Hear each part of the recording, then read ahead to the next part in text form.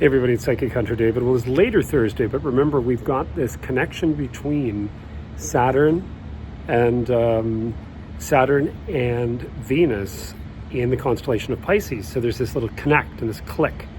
There's a lot of these little clicks going on, and you've seen, I'm sure if you follow astrologers, you've seen a lot of them draw little fun things where they've got the sort of quarter moon smiling, and then above that, Saturn with its halo. Sort of being the wink, and Venus.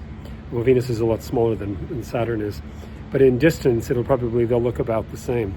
But the thing that's really quite fascinating is that this energy can bring about a lot of fun and positive energy. So it's, today's been such a beautiful day, and it's being able to get out there and enjoy it. I have to watch myself because I really color up quickly, and at this age, it kind of pushes it with the skin, so I've got to be a little careful about that.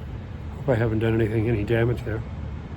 But anyway, the energy will change quite drastically over the weekend, though. When we move into, that real square off between Mars and, it's not a square off, it's an actual opposition, complete direct opposition between Mars and Pluto.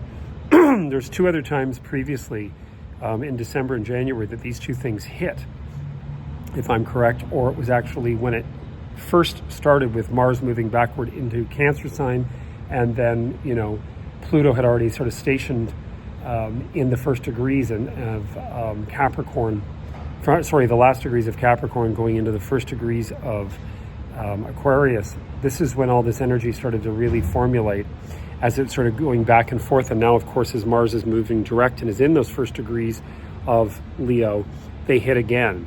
And this is a really interesting energy, because usually what this does is it sort of wipes out elements in our experience, because Pluto is sort of this ruler of Scorpio, it and Mars, and it's quite interesting that Mars itself is the other planet that is in complete direct opposition to it. So it'd be quite fascinating to see also where you have those placements in your chart. Where do you have Scorpio? Where do you have the aspect of Aries in your chart, and how that plays out with where they're sitting and what's going on. But anyway, I'm around, I am working. I do have availabilities tomorrow right through the weekend. So if you are wanting to see me, give me a call.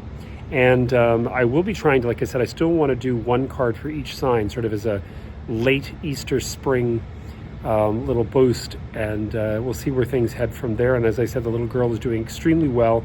She's fine. There's no problem so far, knock on wood, except this painkiller she doesn't really gel with.